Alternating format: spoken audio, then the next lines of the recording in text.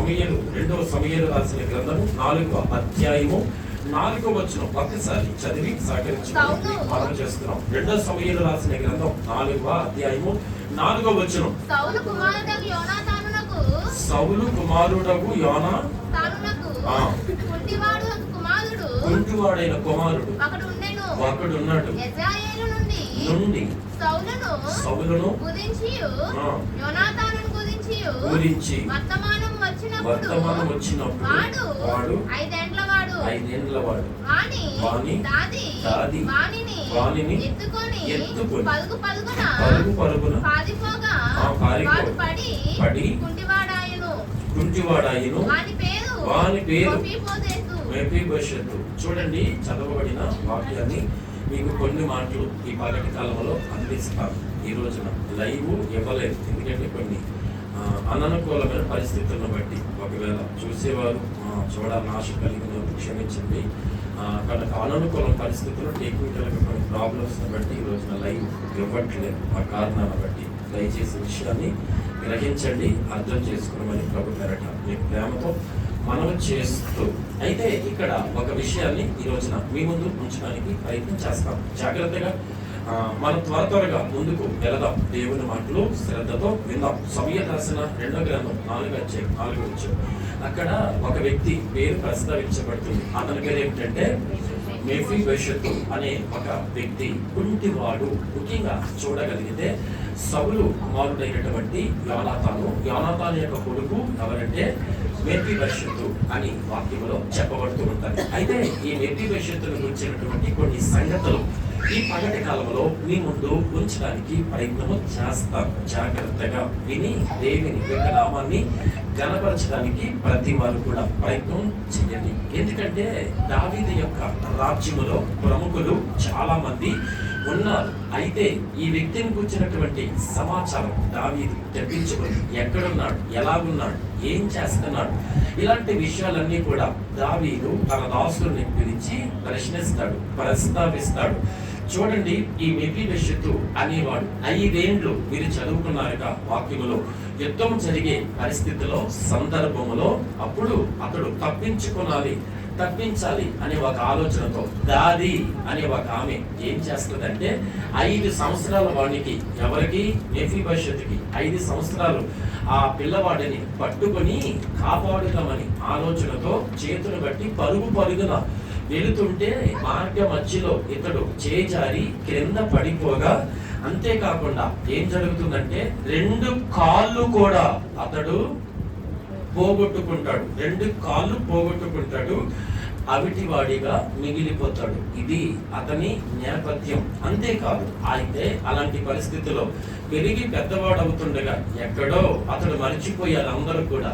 అలాంటి సందర్భంలో ఒకనొక దినమున దావీదు రాజ్యానికి రాజైన తరువాత అతడు ప్రస్తావించాడు, సౌలు కుటుంబీకులలో ఎవరైనా మిగిలి ఉన్నారా అనే ప్రస్తావన తీసుకొని వచ్చినప్పుడు ఆరా తీయగా తెలుసుకున్న విషయం ఏమిటంటే, అక్కడ లొదోబారులో మాకీరు ఇంట ఇతడు మెఫీబోషెతు అనే ఒకడున్నాడు, యోనాతాను యొక్క కొడుకు. అతడే దావీదుకి మంచి స్నేహితుడు. ఎవరు? యోనాతాను. అయితే వారిలో ఒకడు మిగిలి ఉన్నాడు, అతని పేరే మెఫీబోషెతు. ఎక్కడున్నాడు? లొదోబారులో. ఎలాగున్నాడు? కుంటివాడు, 2 కాళ్ళు పోగొట్టుకున్నాడు. అయితే అప్పుడు దావీదు సమాచారాన్ని అంతటిని కూడా తెప్పించుకుంటాడు. శివ అనే పనివాడిని పంపించి వాడెక్కడున్నాడో ఏం చేస్తున్నాడో ఖచ్చితంగా వర్తమానము పంపించి అతను కూర్చున్నటువంటి సంగతులు అన్నింటినీ కూడా దావీదు తెలుసుకుని అతడు రాజ్యములో అతను కూర్చున్నటువంటి అనేకులకు తెలియపరచి ముఖ్యంగా జరిగినటువంటి సందర్భాన్ని విషయమును అన్ని ఆరా తీసి అతను కూర్చున్నటువంటి కొన్ని విషయాలు దావీదు చెప్పడం ప్రారంభిస్తాడు. అదే నీకు ఈ ఉదయ కాలమున ఒక 3 విషయాలు చెప్పడానికి ప్రయత్నము చేస్తాం. అయితే ఇట్లాంటి ఇది మెఫీబోషెతు యొక్క ఆ నేపథ్యము జరిగిన విషయం. ఇది వాస్తవానికి చూడగలిగితే అతడు ఏమి సంపన్నుడేమి కాదు, గొప్పవాడేమి కాదు, వాస్తవానికి రాజకుటుంబానికి చెందినవాడే.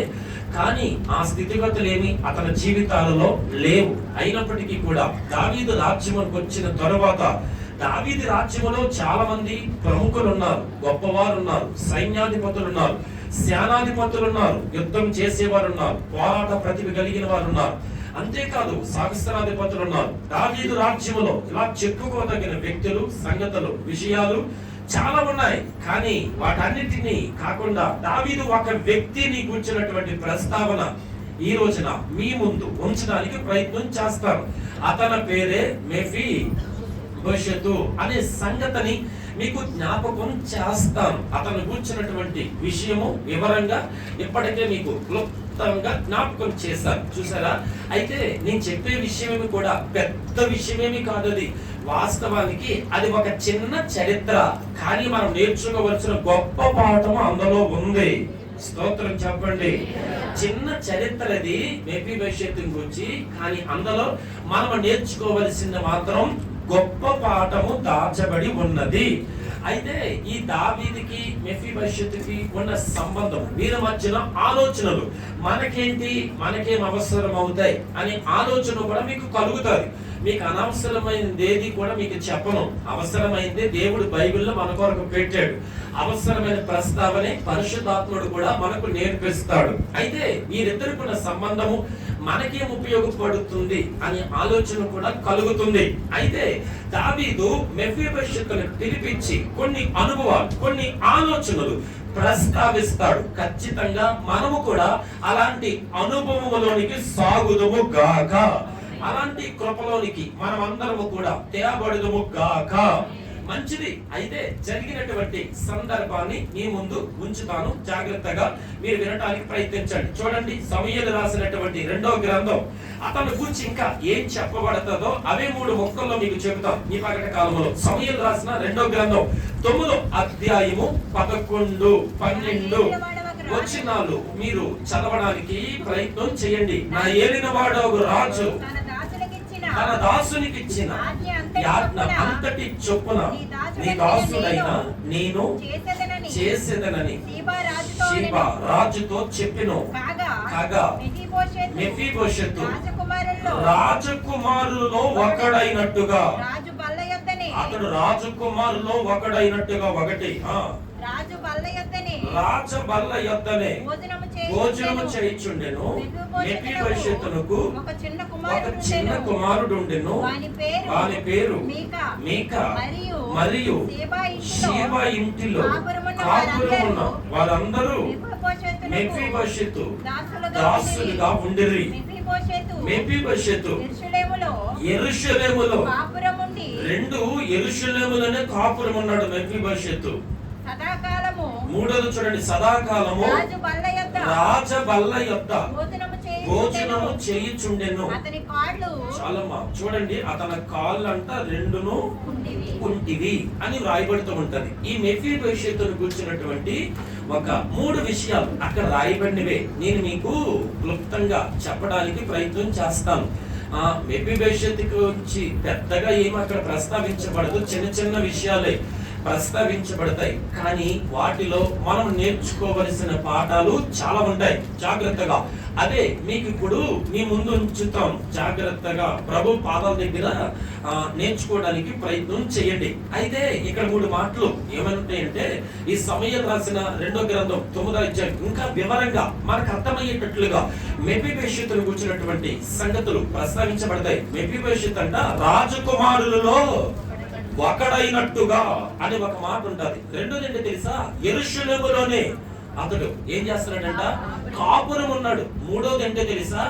రాజు బల్ల యొద్దనే భోజనము చేయుచుండును. 3 మాటలు మీ ముందు ఉంచుతున్నాం, జాగ్రత్తగా వినండి. 1 మెఫీబోషెతు రాజకుమారులలో ఒకడు. 2 మెఫీబోషెతు అతడు యెరూషలేములోనే కాపురం ఉన్నాడు. 3 మెఫీబోషెతు రాజు బల్ల యొద్దే సదాకాలం కూడా ఏం చేస్తున్నాడంట? భోజనము చేయుచున్నాడు. ఇవి మనకి ఏం అవసరము అనేది మీకు అర్థవంతంగా కొన్ని ఈ 3 విషయాల్లో ఉన్నటువంటి ప్రస్తావన మీ ముందు ఉంచడానికి ప్రయత్నం చేస్తాను. నా వైపు చూస్తూ వాక్యాన్ని మీరందరూ కూడా వినటానికి ప్రయత్నము చేయండి. అయితే ఇక్కడ ఈ మెఫీబోషెతు చాలా అద్భుతం కదా. ఎక్కడో అవమానంతో, సిగ్గుతో, తలదాచుకొని, భయంతో, బెదురుతో బ్రతుకుతున్న వ్యక్తి ఎవరు? మెఫీబోషెతు రాజనగరంలోను గాని, రాజ్యములోను గాని, రాజు సముఖములోను గాని ఇతడు లేడు. పేరు మాత్రం గొప్పదే. వాళ్ళ తాతయ్య ఒక గొప్ప రాజు. అంతేకాదు వాళ్ళ నాన్న యోనాతాను రాజ కుటుంబానికి చెందినవారు. అప్పుడప్పుడు అంటారు చూసారా, పేరు గొప్ప అన్నట్లుగానే ఉంది తన స్థితిగత అంతా కూడా. నిజమే, తన తాతయ్య రాజు, వాళ్ళ నాన్న దావీదుకి మంచి స్నేహితుడు. అయితే ఉపయోగం ఏముంది? అతని పరిస్థితి రాజ కుటుంబానికి చెందిన వాడే అయినప్పటికీ కూడా రాజ్యములో గాని, రాజ సముఖములో గాని, రాజ సన్నిధిలో గాని నిలవడానికి, బ్రతకడానికి ఎటువంటి ఆధారాలు కూడా కనిపించవు. అంతేకాదు, చిన్నప్పుడే అతడు కుంటివాడిగా దాది చేతుల మీదుగా పడిపోయి 2 కాళ్ళు కూడా పోగొట్టుకొని అవిటివాడిగా, కుంటివాడిగా బ్రతుకుతున్నాడు. ఎక్కడ అని చూడగలిగితే ఎక్కడో లొదోబారు అనే ఒక అరణ్యములో, దూర ప్రదేశములో మాకీరు అనే వాని ఇంట అతడు జీవనాన్ని కొనసాగిస్తున్నాడు. నీకు తెలుసా, అసలు అతడు అవిటివాడు కదా, ఏం చేయగలడు? అక్కడ మెఫీబోషెతుకి అక్కడ మాకీరు ఇంట అతడు ఎవరో పోషిస్తున్నారు కదా. ఇలాంటి పరిస్థితి, ఇలాంటి నేపథ్యము కలిగిన వాడు మెఫీబోషెతు. అయితే అతను కూర్చున్నటువంటి సమాచారం, సందేశము అంతా కూడా దావీదు తెప్పించుకున్నాడు. తన రాజ్యములకు పంపించి, తన దాసులను పంపించి, సౌలు కుటుంబానికి చెందినవారు, యోనాతాను కుటుంబానికి చెందినవారు ఎవరైనా ఉన్నారా? ఎక్కడైనా బ్రతికారా? ఆరా తీస్తే, ఆలోచిస్తే ఉన్నాడయ్యా ఒకడు. అతడు మెఫీబోషెతు అనేవాడు. ఎక్కడ? మాకీరి ఎంట. ఏ ప్రాంతము? లొదోబారు అరణ్యము. లొదోబారు అంటే అర్థం ఏమిటో తెలుసా? సిగ్గు. లొదోబారు అంటే అర్థం ఏంటో తెలుసా? అవమానము అని అర్థం అన్నమాట. అంటే మెఫీబోషెతు ఎలా బ్రతుకుతున్నాడు? సిగ్గుతో బ్రతుకుతున్నాడు కదా, అవమానంతో జీవిస్తున్నాడుగా. తన జీవితంలో పేరుకు తగినట్లుగా తన జీవితం ఏమాత్రం కూడా లేదు. రాజ కుటుంబము, రాజ వంశమే, కానీ అలాంటి పరిస్థితులేమీ కూడా మెఫీబోషెతులో లేవు. అతడు సిగ్గు చేత, అవమానము చేత ఎక్కడో అరణ్యాల మధ్యలో ఎవరి ఇంటో పోషించబడుతున్నాడు. ఎవరి చేతి నీళ్ళలో త్రాగుతున్నాడు. మరొకరి చేతిని సహాయము అనుభవిస్తున్నాడు. ఇతడే అనేకులకు సహాయకరంగా ఉండాల్సిన వాడు.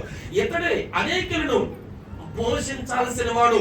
ఇతడే రాజ్యాన్ని ఏలాల్సినటువంటి ప్రాముఖ్యమైన వ్యక్తి. అయితే ఇలాంటి పరిస్థితులు ఏమీ కూడా ఇతనిలో లేవు. కనుమరుగైపోయాయి. అన్ని కోల్పోయి, అందరికి దూరమైపోయి, ఎవరో ఒకరి ఎంట చేరదీయబడి, పోషించబడు, సహాయము చేస్తుంటే భయము చేత, బెదురు చేత, అంతేకాదు ఒక నిరాధారమైనటువంటి పరిస్థితులు గుండా అతని జీవితము కొనసాగుతుంది. ఈ పగటి కాలంలో వాక్యము వింటున్న వారులారా, జాగ్రత్తగా నా విలువైన మాటలు మీ హృదయాలలో పదిలపరచుకోవడానికి ప్రయత్నము చేయండి. నిజమే, కొన్నిసార్లు పరిస్థితులు మనకు అనుకూలంగా ఉండకపోవచ్చు. మనం ఒకప్పుడు గొప్పవారిగా బ్రతకొచ్చు, సంపన్నులుగా ఉండొచ్చు, స్థితివంతులుగా ఉండొచ్చు. కానీ కొన్ని సమయాలలో ఎందుకంటే ఎవరికి ఏది లోకములో శాశ్వతము కానే కాదు. నిజమే, కొన్ని పరిస్థితులు, కొన్ని సందర్భాలు మనుషులుగా మన జీవితాలలో ఒక మెఫీబోషెతు పరిస్థితి కాదు, చాలా మంది పరిస్థితులు కూడా అలాగే ఉండొచ్చు. నిజమే, ఒకప్పుడు సంపన్నులుగా బ్రతికిన వారు, ఒకప్పుడు స్థితివంతులము, ఒకప్పుడు ఒక స్థాయిలో బ్రతికిన వారు చాలా మంది ఉంటారు. కానీ స్థాయి ఏమైంది? స్థితి ఏమైపోయింది? ఈ గొప్ప స్థితి ఎలా కూలిపోయింది అని చూడగలిగితే పరిస్థితులండి, ప్రభావాలండి, ఎందుకంటే మారిపోతాయి, చెదిరిపోతాయి, పడిపోతాయి. అయితే ఈ పగటి కాలంలో చాలా జాగ్రత్తగా దేవుని మాటలు వినడానికి ప్రయత్నము చేయండి. మీ సంపన్న స్థితి పోయిందని, మీ గొప్ప స్థితి కోల్పోయారని, మీ స్థితిగతులు మీకు దూరం అయిపోయాయని, మీ కలిమి ఒకప్పుడు బాగా బ్రతికిన వారమేనండి, కానీ ఇప్పుడు అడియాశలే అయిపోయాయి. ఇప్పుడు ఆశలన్నీ గల్లంతైపోయాయి, చిదిగిపోయామండి, అప్పులు పాలైపోయామండి, నలిగిపోతున్నామండి. మా సంపన్న స్థితి మాకు లేదు, మా స్థాయి మాకు లేదు. ఒకప్పుడు బాగా బ్రతికిన వారమే, ఒకప్పుడు 10 మందికి చేతులు అందించిన వారమే, ఒకప్పుడు 10 మందికి సహాయాన్ని చేసిన వారమే, పోషించగలిగిన వారమే, స్థితివంతులమే. అయితే కాలక్రమేణా పరిస్థితుల్లో మా బలహీనతో, మా భక్తిహీనతో పరిస్థితులు ఏవో అయినప్పుడు కూడా చితికిపోయాం, పడిపోయాం, తొలగిపోయాం. ఇలాంటి స్థితిగతుల మధ్యలో ఒకవేళ ఉంటే జాగ్రత్తగా ఈ మాటలు మీరందరూ కూడా వినటానికి ప్రయత్నము చేయండి. ఏదేమైనప్పుడు కూడా పరిస్థితి ఇక్కడ మెఫీబోషెతుది అలాంటి పరిస్థితి స్పష్టంగా కనిపిస్తూ ఉన్నది. అలాంటి పరిస్థితి స్పష్టంగా మనకు అర్థమవుతూ ఉంటది. అయితే మాకీరు ఇంటూ ఉన్నాడు, లొదోబారులో ఉన్నాడు. అంతేకాదండి, సిగ్గుతో బతుకుతున్నాడండి, అవమానంతో బతుకుతున్నాడు. వాక్యం వింటున్న వాళ్ళారా, నిజమే. ఇలాంటి సంపన్న పరిస్థితులు, ఇలాంటి స్థితిగతులు కొన్నిసార్లు మనకు దూరమైనప్పుడు మనకు ఎలా అనిపిస్తుంది తెలుసా? సిగ్గుగా అనిపిస్తుంది, అవమానకరంగా అనిపిస్తుంది. జాగ్రత్తగా వినండి. సిగ్గుగా అనిపిస్తుంది, అవమానకరంగా భావిస్తాం. అయినప్పుడు కూడా నేను చెప్పే మాటలు వాక్యముల నుండి కనుక జాగ్రత్తగా మీరు అర్థం చేసుకోవడానికి ప్రయత్నించండి. సిగ్గుపడనక్కర్లేదు, అవమానపడనక్కర్లేదు. వాటన్నిట్లో దేవుడే మనల్ని బలపరచబోతున్నాడు. ఇక్కడ లొదోబారులో ఇంకా మీకు అర్థమైనట్లుగా చెప్పుకుంటూ పోతే సిగ్గుతోనే బ్రతుకుతున్నాడండి, అవమానంతోనే బ్రతుకుతున్నాడండి. ఎవరు? మెఫీబోషెతు. ఇలాంటి పరిస్థితుల మధ్యలో, ఇలాంటి ప్రతికూలతల మధ్యలో బ్రతుకుతున్నటువంటి జ్ఞాపకం కలిగిన మెఫీబోషెతుని ఈ పగటి కాలంలో మన ముందు ఉంచుతున్నాడు పరిశుద్ధాత్ముడు. ఇతన్ని గురించి ఏమని రాయబడుతుందో తెలుసా? సిగ్గు, అవమానం కోల్పోయిన వాడే, దూరం అయిపోయాడు. పరిస్థితి, జీవితం, బ్రతుకు బ్రతలైపోయింది. ఆశలన్నీ నిరాశలైపోయినాయి, అడియాశలైపోయినాయి. ఎక్కడో తలదించుకొని అవమానంతో బ్రతుకుతున్నాడే, సిగ్గుతో జీవిస్తున్నాడే. ఇలాంటి స్థితిగతుల మధ్యలో మెఫీబోషెతు జీవితంలో ఏమైంది, ఏం జరిగింది అనేది మీకు క్లుప్తమైనటువంటి వివరణ ఇవ్వడానికి ప్రయత్నం చేస్తూ ఉన్నాను. Praise the lord. ఇక్కడ ఏమంటాడంటే వర్తమానము పంపాడు రాజుగారు. ఏమని పంపాడు తెలుసా? మెఫీబోషెతుకి ఇలా చెబుతున్నారు, ఇదిగో మెఫీబోషెతు, నువ్వు మాకీరు ఇంటూ ఉన్నావని లొదోబారులో ఉన్నప్పటికీ కూడా నీవు రాజకుమారులలో ఒక్కడవనే సంగతులు మరచిపోవద్దు. చప్పట్లు కొట్టు ప్రభు నామాన్ని గణపరచండి. Praise the lord. నువ్వు రాజకుమారులలో ఒక్కడవు అనే సంగతులు మర్చిపోవద్దు. స్తోత్రం కలుగును గాక. రాజకుమారుల్లో నువ్వు ఒక్కడవు అనే విషయాన్ని నువ్వు మర్చిపోవద్దు. మెఫీబోషెతు చూడండి, జాగ్రత్తగా నా మాటలు మీరు అర్థం చేసుకోండి. చూడండి, రాజకుమారుల్లో ఒకడు. ఇక్కడ ఈ విషయం మనకి ఏం ప్రస్తావిస్తుంది, ఏమి నేర్పించబడుతుంది? చూడండి, బైబిల్లో గలతీ పత్రికలో చదవద్దులే, 4వ అధ్యాయం అనుకుంటాను, 6-7 వచనాలు, 5-6 వచనాలు ఉంటది అన్నమాట. ఏమనంటే ఒకటి కుమారత్వం ఉంటది, మరొకటి దాసత్వం ఉంటది. జాగ్రత్తగా నా మాటలు అర్థం చేసుకోండి. ఒకటి కుమారత్వం ఉంటది, మరొకటి దాసత్వం ఉంటది. జాగ్రత్తగా అబ్రహాం ఇంట్లో కూడా ఇది కనబడుతుంది. అబ్రహాం ఇంట్లో కూడా కుమారత్వం ఒకటి ఉంటది, ఇంకా దాసత్వం ఒకటి ఉంటది. తెలుసా మీకు? అక్కడ రెబెకాకు పుట్టినవాడు కుమారుడు. అంతేకాదు, ఆగరుకు పుట్టినవాడు, శారాకు పుట్టినవాడు ఎవరు తెలుసా? క్షమించండి, సారాకు పుట్టినవాడు కుమారుడైతే ఆగరుకు పుట్టినవాడు దాసుడుగా కనబడతాడు. చూడండి, ఈ 2 విషయాలు కూడా బైబిల్ ప్రస్తావిస్తుంది. ఇప్పుడు మీకు అందరికీ అనుమానం, మేము దాసులమండి, కుమారులమా అనేది మీకు జ్ఞాపకం చేస్తాను. ఇక్కడ లొదోబారులో ఉన్నటువంటి మెఫీబోషెతు ఏమనుకుంటున్నాడు? నేను దాసుడు అనుకుంటున్నాడుగా. నా పరిస్థితి ఏమి బాగోలేదు, నేను సిగ్గుతో, అవమానంతో బ్రతుకుతున్నాను కనుక నేను దాసుడిని. నిజమే, వాస్తవానికి దాస్యములో ఉన్నాడు. ఎవరు? మెఫీబోషెతు. ఈ రోజున వాక్యం వింటున్న వాళ్ళరా, అక్కడ మెఫీబోషెతు అనుకుంటున్నాడు, నా సంపన్న స్థితి నాకు ఏమైపోయింది, దూరం అయిపోయింది. నా రాజ హోదా నాకు ఏమైపోయింది, దూరం అయిపోయింది. నా రాజదండం నాకు దూరం అయిపోయింది. నా రాజ కిరీటం నాకు దూరం అయిపోయింది. ఇది మెఫీబోషెతు యొక్క ఆలోచన. తనకున్న సంపన్న స్థితి, తన కలిమి, తన ఘనత, తన పేరు, తన హోదా అన్ని దూరం అయిపోయినాయి. అయితేనే దూరం అయిపోతేనే సంపన్న స్థితి లేదు, కలిమి లేదు, మంచి లేదు, హోదా లేదు, రాజదండము లేదు, సింహాసనము లేదు, రాజవస్త్రములు కూడా లేవు. ఎవరికి? మెఫీబోషెతుకి కదా. జాగ్రత్తగా ఇవేమి లేకపోయినప్పటికీ కూడా నా దేవుడు ఏమంటాడు తెలుసా? దావీదు అనగా మన ప్రభువైన యేసుక్రీస్తు అనుకోండి కాసేపు.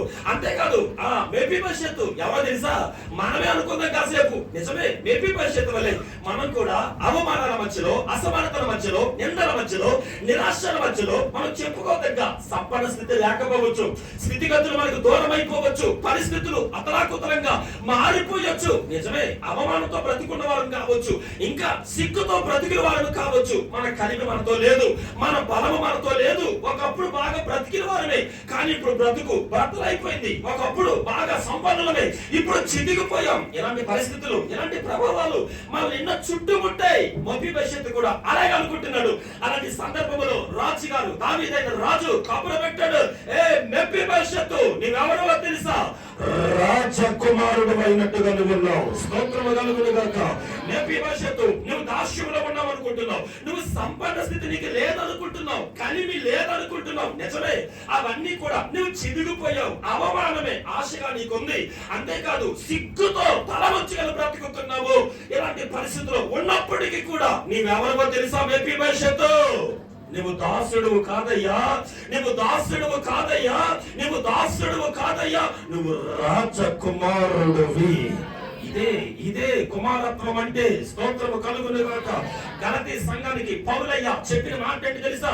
ఇదిగో మీరింకా దాసుడువు కాదయ్యా, నువ్వు కుమారుడవే.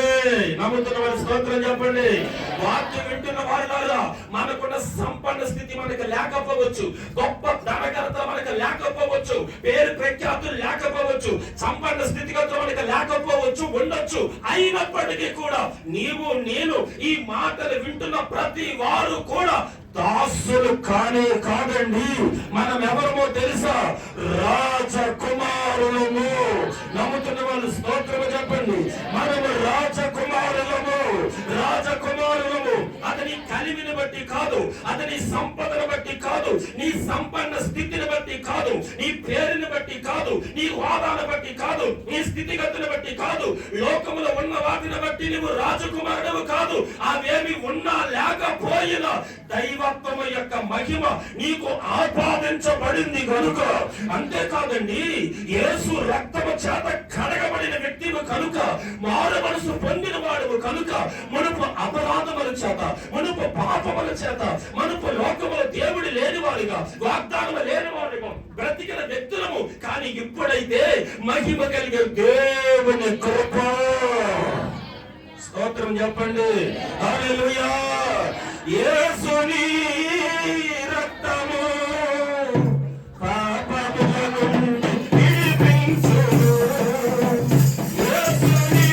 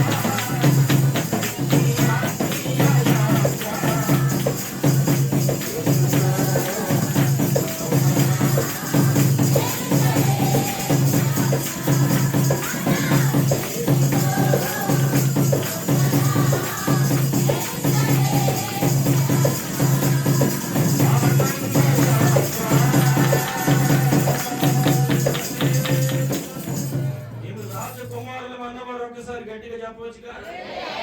మీకు దాసులమే ఇంకా అన్నవారు ఒకసారి చెప్పండి. ఉంటారు వీళ్ళు పోలు అంత త్వరగా, వీళ్ళకి వరలు అంత త్వరగా. స్తోత్రం. వీళ్ళకి మండు టెంట్లో కూర్చోబెట్టి ప్రసంగం చెప్పాలి, అప్పుడైతే నువ్వు వదలు వీళ్ళకి. స్తోత్రం. గట్టిగా చెప్పండి. నేను రాజకుమారుల మన్నులు స్తోత్రం చెప్పండి. నేను రాజకుమారుల మన్నులు స్తోత్రం చెప్పండి. మా దగ్గర ఏముందండి? రాజకుమారులు ఏమీ లేకపోయినా ఉన్నా. స్తోత్రం. నేను దాసులను అన్నవారు జాగ్రత్తగా వినండి. అర్థమవుతుందా? మిమ్మల్ని కనికరించి ఫోన్లు త్వరగా వదిలేద్దామని త్వరగా మొదలెట్టా. మీరు అట్టాకున్నారా? మీరు ఇంకెక్కడో ఉన్నారు, తేలుతున్నారు ఇంకా గాలిలో. స్తోత్రం. ఎండ మండుతుంది, మీకు అర్థమవుతుందా? స్తోత్రం. నేను దాసులు అన్నవారు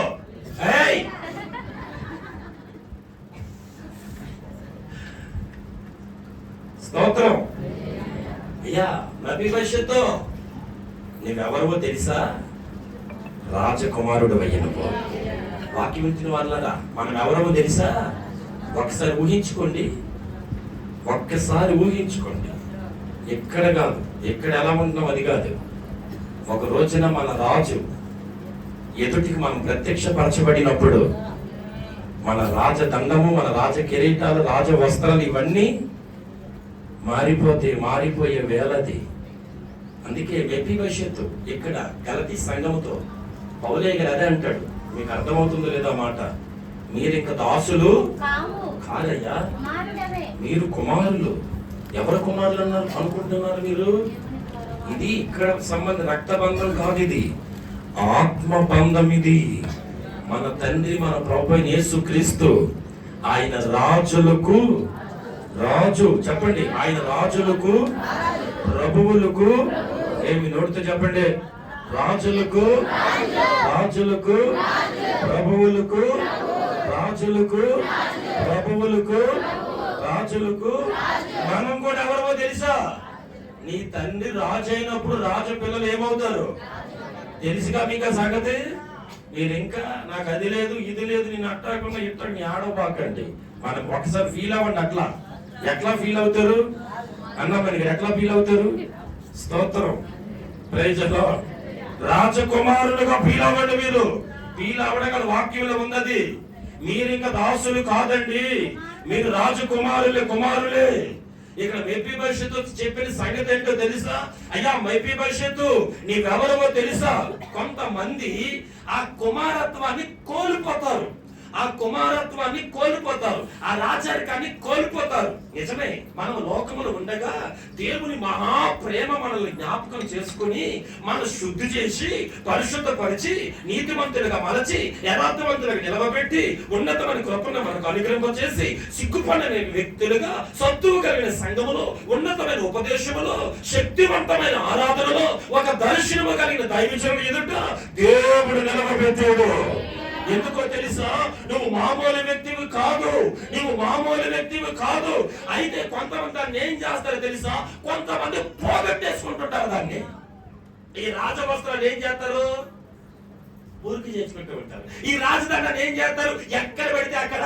నీకు ఇంకా ఫర్ ఎగ్జాంపుల్ మీకు అర్థం కావడానికి, తండ్రికి ఇద్దరు కొడుకులు ఉన్నారు. వినండి జాగ్రత్తగా, మీకు కథలంటే ఇష్టం కాదు, వినండి. ఒక్కసారి లేచిపోయారు అందరి చెప్పి. Praise the lord. ఒక ఇద్దరు కొడుకులు ఉన్నారనమాట. ఇద్దరు కొడుకులు ఉంటే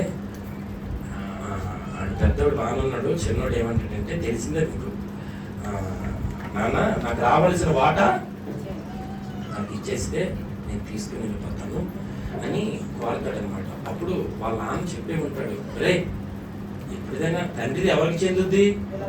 అంతేకా, ఏదేమనుకున్నా అది అది అది చట్టం, అది అంతే. నీకు ఇస్తానన్నా ఇవ్వాలన్నా కుదరదు. లేక పిల్లలందరూ వెళ్ళి మీ తల్లిదండ్రులు గొడవాడకండి. మీరు ఎక్స్ట్రా చేస్తే రద్దు కూడా చేసి వచ్చేదాన్ని. ఈ మధ్య కొత్త చట్టం వచ్చింది, అది కూడా స్తోత్రం. Praise the lord. కనుక తల్లిదండ్రులు పిల్లలకి వాస్తవానికి 100కి 90% పైగా, అందులో మనకి ఎటువంటి డౌట్ అవసరం లేదు.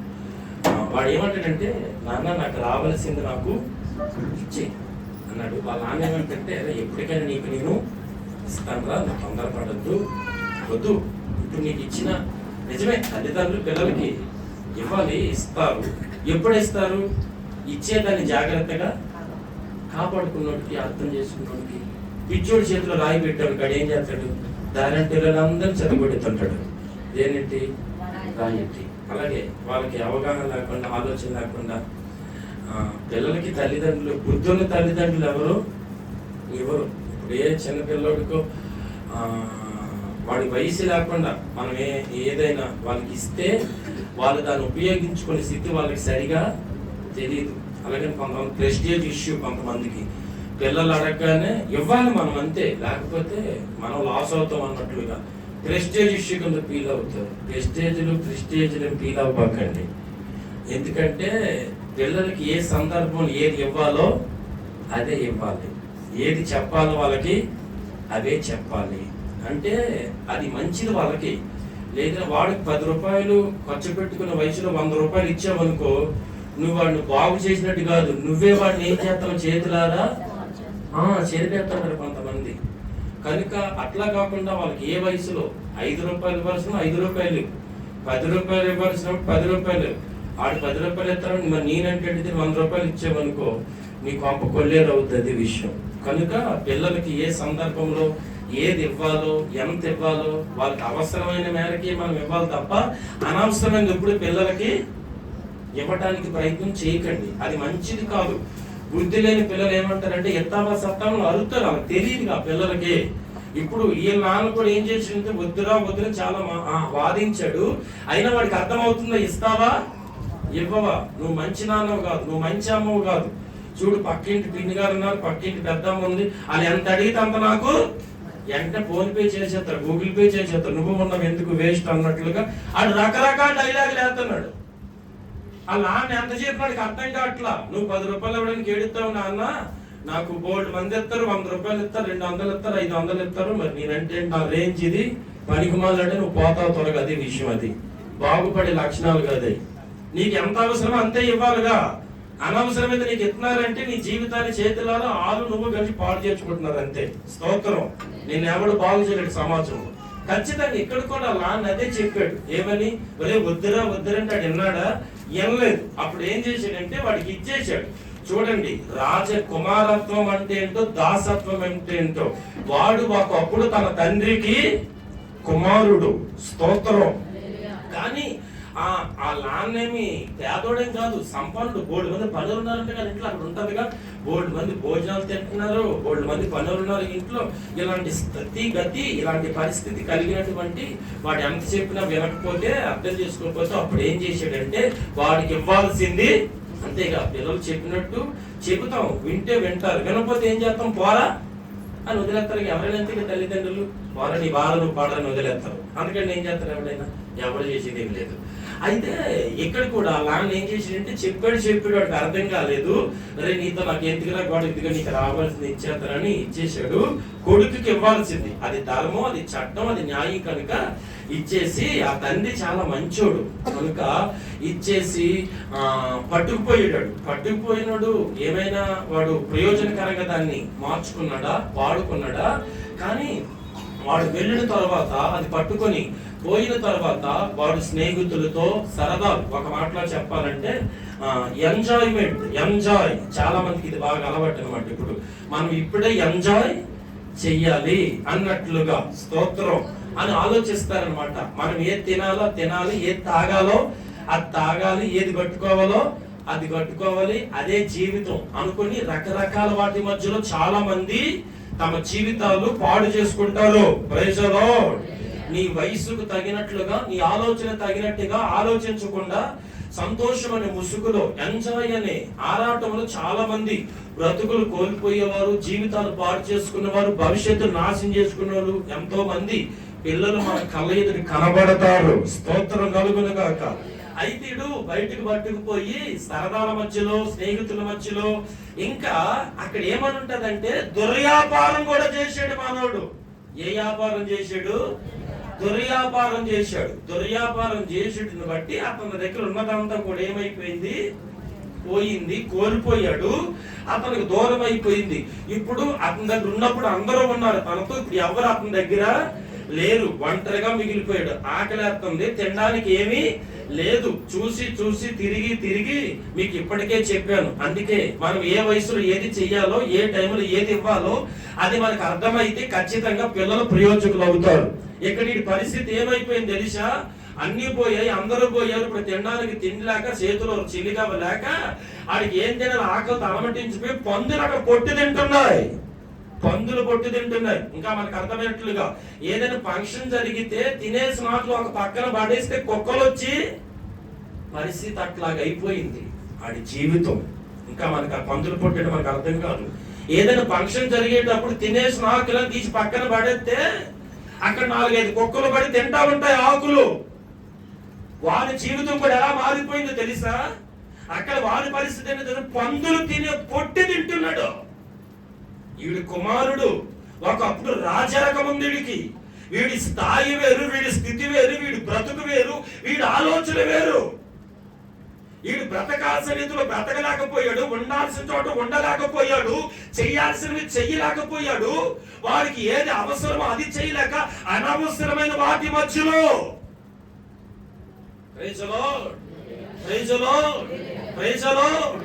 మన స్థాయిలో మనం ఉండడానికి ప్రయత్నించాలి. మన స్థాయికి మించి, మన స్థితిగతులకు మించి మనం ముందుకు అడుగులు వేయడానికి ప్రయత్నము చేయకూడదు. నువ్వు నీలాగా బ్రతకడానికి ప్రయత్నించు. స్తోత్రం. Praise lord, praise lord. వాళ్ళు కారులో తిరుగుతున్నారు, వాళ్ళు తిరుగుతారు, వాళ్ళు కొన్ని తిరుగుతారు. నీకెందుకు నోరు మూసుకొని ఉండేదానికి? వాళ్ళు అట్లాగకుండా నువ్వు ఉండడానికి ప్రయత్నం చేయొద్దు. నీ స్థితి ఏంటో, నీ స్థాయి ఏంటో, నీ పరిస్థితి ఏంటో అది అర్థం చేసుకుని బ్రతుకు. నీ కుటుంబ నేపథ్యం ఏంటి, నీ బ్రతుకేంటి, నీ స్థితిగతి ఏంటి, నీ స్థాయి ఏంటి, నీ కలిమి ఎంత వరకు, నీ సంపాదన ఎంత వరకు, నీ వాద ఎంత వరకు పనిచేస్తుంది అది ఆలోచించు. నువ్వు ఎక్కడో పత్తేపురంలో పుట్టి ముంబైలో ఉన్న అనిల్ అంబానీలాగా ఆలోచిస్తే ఎలా ఉంటది? ఏడ్చినట్టు ఉంటదిగా. నువ్వు ఎక్కడో పత్తేపురంలో బతికి నువ్వు సచిన్ టెండూల్కర్ లాగా ఆలోచిస్తే ఎలాగుంటది? ఇంకా ఏడ్చినట్టు ఉంటదిగా. నువ్వెంత పనికి మాట్లాడు అప్పుడు అర్థమవుతుంది. సచిన్ టెండూల్కర్ కోసం చదువు ఏముంటదో, అంబానీ కోసం చదువు ఏముంటదో. స్తోత్రం కలుగును కాక. వాళ్ళు ఏం చేశారో మనం అది తీస్తా స్థాయిలోకి వెళతాం. నువ్వు పుట్టిన ఊరు తప్పని కాదు, నీవు ఉన్న స్థాయిలో నువ్వు ఆలోచించు, నీవు ఉన్న పరిస్థితులను నువ్వు ఆలోచించు, నీవు ఉన్న పద్ధతులను నువ్వు ఆలోచించు. వీడు ఏం చేశాడు తెలుసా? వీడు దుర్వ్యాపారం చేశాడు, చేయకుండా పనులు చేశాడు, వెళ్ళకుండా స్థలాలకు వెళ్ళాడు. వాడు ఆశించకూడని ఆశించాడు. వాడు ఒకప్పుడు రాజకుమారుడుగా బ్రతికాడు, కుమారుడు అనిపించుకున్నాడు. ఇప్పుడు ఏం తింటున్నాడు తెలుసా? వీడు పందులు తినే పొట్టు తింటున్నాడు. తింటుంటే నా దృష్టి కాడికి ఓ మంచి మనసు కలిగింది. ఏంటి తెలిసేది? నా తండ్రి ఇంట పనులు ఉన్నారు, చేస్తారు. నా స్థితి ఏంటి ఎలాగైపోయింది? ఒకప్పుడు కుమారుడిగా బ్రతికాను, నా హోదా వేరు, నా స్థితి వేరు, నా స్థాయి వేరు, నా పరిస్థితి వేరు. ఒకప్పుడు బాగా బ్రతికివన్నీ, ఇప్పుడు నా స్థితి ఏమైపోయింది తెలుసా? పందులు తినే పొట్టే. కుక్కలు తింటా చూసారా? ఇస్తరాలు పడేసిన ఇస్తరాలు తిన్నట్లుగా ఇంకా మనం అంటాం కుక్కలు చింపని ఇస్తరాల వల్ల జీవితం మారుతున్నట్లుగా చాలా మంది జీవితాలు ఎందుకు మారుతాయి అంటే నీ స్థాయిని, నీ పరిస్థితిని నువ్వు గ్రహించకుండా ఎప్పుడైతే అడుగులు వేస్తావో మన పరిస్థితులు ఇంకొకరికి మారుతాయి. నీ స్థాయికి తగినట్టుగా నువ్వు బ్రతుకు, నీ స్థితికి తగినట్లుగానే నీవు ఆలోచించుకో. అది నీకు మంచిది. ప్రైజలా. ఎందుకు ఇప్పుడు వీడు పందులు తినే పొట్టి తింటుంటే అప్పుడు ఇది గుర్తొచ్చింది. తన తండ్రి వాళ్ళ నాన్న గుర్తొచ్చాడు. వెంటనే తిరిగి వచ్చేస్తాడు. రాజవస్త్రాలు. కుమారత్వం ఒకప్పుడు ఏం చేశాడు? పందులు తినే పొట్టి తిని దాసుడయ్యాడు, దూరం అయ్యాడు. ఇప్పుడు మళ్ళా తప్పు తెలుసుకుని వారికి పేరేం పెట్టాడు? తప్పిపోయిన కుమారుడు. హల్లెలూయా, హల్లెలూయా. వీడు రాజకుమారులు మనము. నిజమే, చాలా తమ వస్త్రాలు మలినం చేసుకుంటారు, తమ ఆలోచన మలినం చేసుకుంటారు, తమ స్థితిని మర్చిపోతారు, తమ సంపన్న స్థితిని మర్చిపోతారు, తమ కలిమిని మర్చిపోతారు, తమ హోదాను మర్చిపోతారు. ఇక్కడ కూడా బాగా బతికిన వాడు కుమారుడు అనిపించుకున్నాడు. ఒక తండ్రికి కొడుకు, ఇంకా నేను చెప్పన రాజకుమారుడే. ఆ తండ్రి ఎవరో కాదు, మన పరలోకపు రాజకుమారుడిగా బ్రతికినోడు ఇప్పుడు దాసుడిగా మారిపోయాడు. అతని ఆలోచన దాసుడిగా మార్చేసింది, అతని జీవితం దాసుడిగా మార్చేసింది, అతని నడత దాసుడిగా మార్చేసింది. తప్పు తెలుసుకుని ఒప్పుకున్న తర్వాత మళ్ళా తండ్రి ఇంటికి ప్రయాణం అయ్యాడు తిరిగి వచ్చి. అందుకే కొత్త వస్త్రాలు మళ్ళా రాజరికం వచ్చింది. చూసారా, మళ్ళా రాజరికం వచ్చింది. రాజకుమారుడుగా వస్త్రాలు తొడిగాడుగా, బొంగలు తొడిగించాడుగా, చెప్పులు, ఎన్ని అధికారానికి అలగతకి ఘనతకి. అయ్యా మెఫీబోషెతు, నీవు రాజకుమారుడువేనయ్యా, నీవు దాసుడువు కాదు, నీవు రాజకుమారుడువు. ఒకరు తప్పిపోయారేమో, మీ వస్త్రములు మలినమయ్యాయేమో. మనం రాజకుమారులుగా దేవుడు చేశాడు. మనం దాసులము కాదు, మన లోకంలో ఉన్న వారము కాదు. మన పిలుపు వేరు, మన ఆశ వేరు, మన ఆలోచన వేరు, మన నిరీక్షణ వేరు, మన పద్ధతి వేరు. మనమంతా రాజకుమారులము, గుర్తుపెట్టుకోండి. 2, మెఫీబోషెతు, నువ్వు రాజకుమారుడవే. ఈరోజు ప్రభు నీతో మాట్లాడుతున్నాడు. అది లోకంలో నీ కలిమిని బట్టి కాదు, నీ సంపన్న స్థితిని బట్టి, నీ స్థాయిని బట్టి కాదు. ఉచితమైన దేవుని కృప మనల్ని రాజకుమారులుగా మార్చేసింది. నిజమైన రాజకుమారులు ఎవరో తెలుసా? క్రీస్తులో ఉన్న వారందరూ రాజకుమారులే. వారు మనసు మధ్య బాప్తీసాలు పొంది ఒక సత్తు కలిగిన సంఘంలో ఉపదేశంలో కట్టబడితే మనం ఎవరో తెలుసా? నీ దగ్గర డబ్బులు లేకపోవచ్చు, చెప్పుకోదగ్గ పరిస్థితి లేకపోవచ్చు, ఉండొచ్చు లేకపోవచ్చు, అయినప్పటికీ కూడా లేదని నేను చింతపడొద్దు, ఉందని ఆరాటపడాల్సిన అవసరం మనకి. మన స్థితి ఏంటో, మన గౌరవం ఏంటో తెలుసుకో. ఏంటో తెలుస్తుంది, రాజా కుమారులు మనమందరం కూడా. మెఫీబోషెతు మనకి ఏం నేర్పిస్తుందో తెలుసా? మనం ఎవరమని నేర్పిస్తున్నాడో తెలుసా? రాజకుమారులు మనం. సిగ్గుపడనక్కర్లేదు, అవమానం వైపు చూడక్కర్లేదు.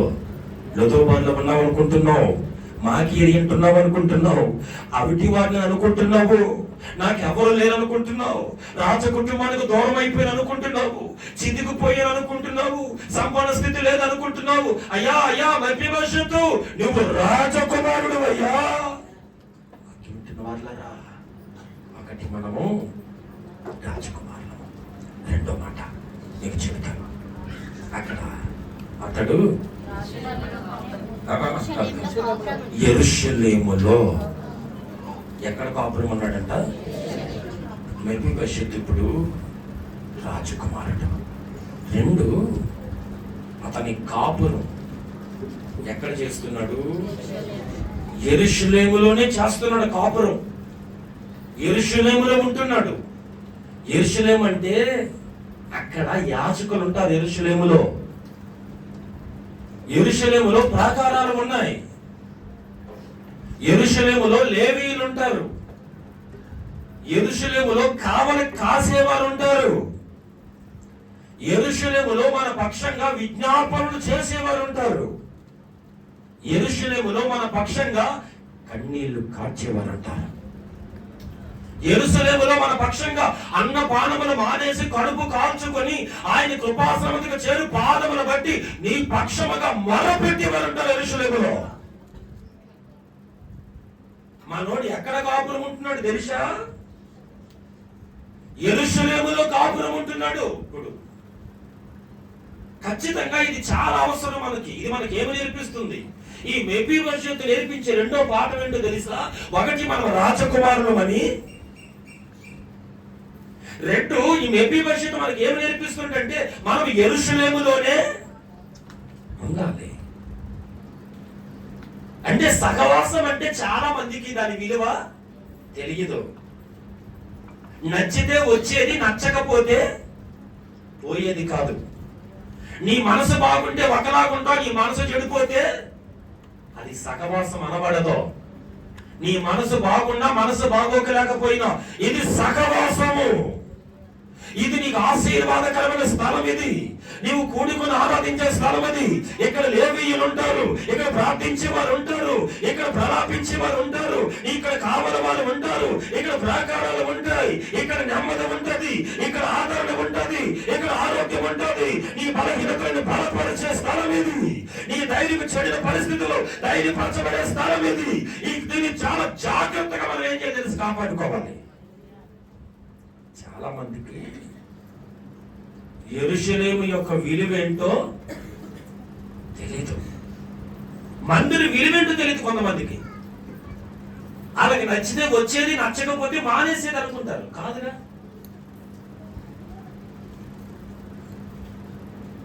సహవాసాన్ని ఎప్పుడూ కూడా మనం చాలా జాగ్రత్తగా దాన్ని కాపాడుకోవాలి బ్రతికినంత కాలం కూడా. నీ సహవాసం ఎంత జాగ్రత్తగా ఉంటుందో, యెరూషలేములో మందిరంలో నీ సహవాసం ఎంత పటిష్టంగా ఉంటుందో, నీ కుటుంబ వ్యవస్థ అంత గట్టిగా ఉంటుంది. గుర్తుపెట్టుకో. నీకు ఎప్పుడైతే సహవాసం సరైనది ఉండదో, సరైన సహవాసం నీకు ఎప్పుడైతే ఏర్పరచబడదో, నీ కుటుంబ వ్యవస్థ కుప్పకూలిపోద్ది.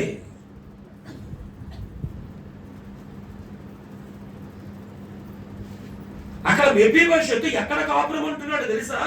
యెరూషలేములోనే ఉంటున్నాడు. ఎందుకు? అక్కడ అతనికి భద్రత ఉంటది, అక్కడ అతనికి నెమ్మది ఉంటది, అక్కడ అతనికి దీవెన ఉంటది, అక్కడ అతనికి ఆశీర్వాదం ఉంటది, అక్కడ ఆదరించబడతాడు, అక్కడ బలపరచబడతాడు, అక్కడ క్షేమాన్ని పొందుకుంటాడు. అక్కడ కావల వారు ఉన్నారు, అక్కడ లేవీయులు ఉన్నారు, అక్కడ యాజకులు ఉన్నారు, అక్కడ పిలుపు ఉంది, అక్కడ దేవుడి మహిమ ఉంది, అక్కడ దేవుడి ప్రసన్నత ఉన్నది. దాన్ని చేజార్చుకోకూడదుగా, దాన్ని వదిలిపెట్టుకోకూడదుగా. ఆ సహవాసాన్ని ఎంత జాగ్రత్తగా మనం కాపాడుకుంటామో మనకంత మంచిది. ఇంకా మీకు అర్థమవుతున్నట్లుగా, యెరూషలేము నుండి యెరికోకి ఒక వ్యక్తి దిగి వస్తున్నాడు. ఎప్పుడు మీ జీవితాల్లో దిగే అనుభవాలు ఉండకండి. మీకు చేతనైతే ప్రతి సందర్భంలో కూడా ఎక్కి వెళ్ళే అనుభవంలోనికి చేరండి తప్ప దిగే అనుభవంలోకి రాకండి. మనం ఎదిగే అనుభవంలో ఉండాలి తప్ప దిగిపోయే అనుభవంలో రాకూడదు. అది మన భక్తిలో ప్రతిరోజు కూడా ప్రజ్వలింపబడాలి తప్ప ఆరిపోయే అనుభవంలోనికి రాకూడదు. మనం ప్రతిదినం ప్రజ్వలింపబడాలి, ప్రకాశించబడాలి, దేవుని కర్మగా మారిపోవాలి. ఆరిపోకూడదు, చల్లారిపోకూడదు. యెరూషలేములో ఉన్నవాడు యెరూషలేములో ఉండొచ్చుగా, యెరూషలేములో బ్రతికినప్పుడు యెరూషలేములో బ్రతకొచ్చుగా. యెరూషలేము అంటే దేవుని సన్నిధి, అది దేవుని మహిమ ఉంది, దేవుని ప్రత్యక్షత ఉన్నది, దేవుని స్వరం వినబడుతుంది. దైవజనులు ఉంటారు అక్కడ, నిన్ను బలపరుస్తారు, నీకు బుద్ధి చెబుతారు, నిన్ను హెచ్చరిక చేస్తారు, నిన్ను దిద్దుబాటు చేస్తారు. అలాంటి ప్రాంతాన్ని ఎందుకు వదిలిపెట్టి దిగొస్తున్నావు? ఎరుకోక అక్కడ నీకేం పని?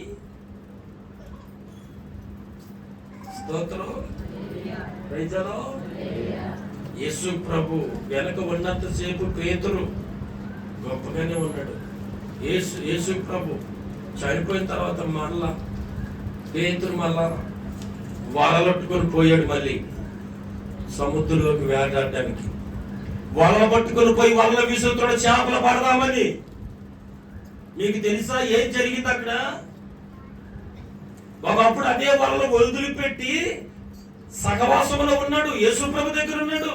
అయ్యా, నీ ప్రాణానికి నా ప్రాణం. సహవాసం అంటే ఏమనుకుంటున్నారండి? సంఘం అంటే ఏమనుకుంటున్నావండి?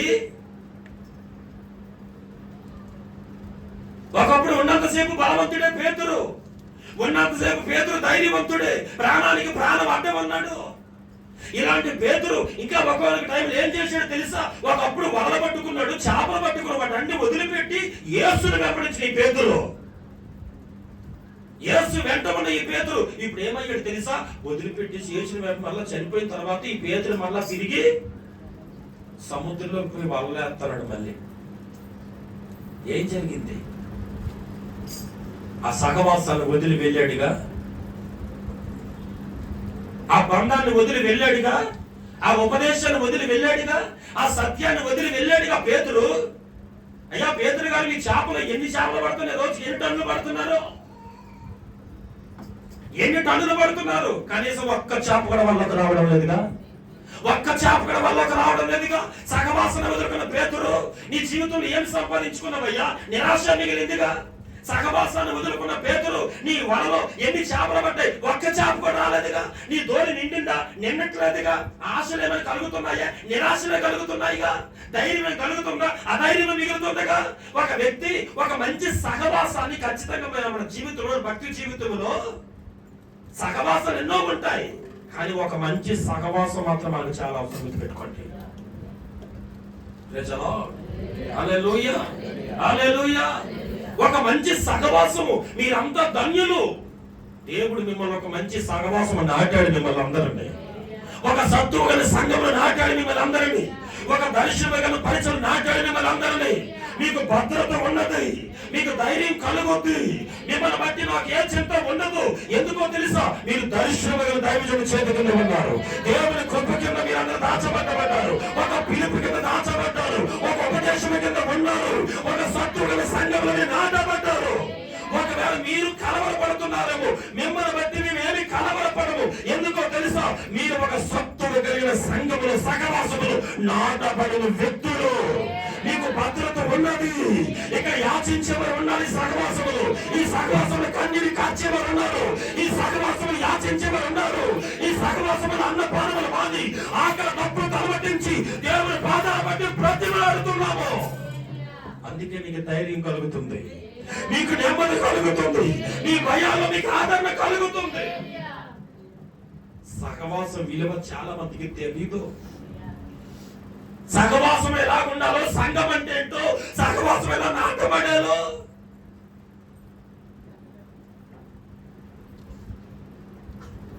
నా మధ్య ఎవరు చర్చికి వెళ్తున్నారా? వెళ్తున్నాం. ఏ చర్చికి వెళ్తున్నారు? మా ఆయన గారేమో కలవర్ టెంపుల్కి, నేనేం క్రైస్ట్ టెంపుల్కి, మా పిల్లలేమో చర్చ్ ఆఫ్ క్రైస్ట్కి. 4 గుడ్లు నలుగురికి. ఏంటమ్మా అలాగే వెళ్తున్నారంటే, ఎక్కువ గుడ్లకి వెళ్తే ఎక్కువ ఆశీర్వాదం వస్తుందంట వీళ్ళకి. అది ఉన్నది ఊడిపోతున్న సంగతి తెలియట్లేదు వీళ్ళకి. ఒక మంచి సహవాసం ఏదో ఒక టెంపుల్. నేను చెప్పేది ఒకటి గుర్తుపెట్టుకోండి, నేను ఏ టెంపుల్ తక్కువ చేయట్లా. అది మనకు అర్థమవుతుంది. ప్రార్థనాపూర్వకంగా దేవుణ్ణి అడిగితే నేను ఎక్కడ నాటబడాలంటే ఆయనే చెప్తాడు. నీకు ఒక టెంపుల్, ఏదో ఒక టెంపుల్ చెప్తాడు ప్రభు. ఆ టెంపుల్లో కుదురుగా నాటబడంతే.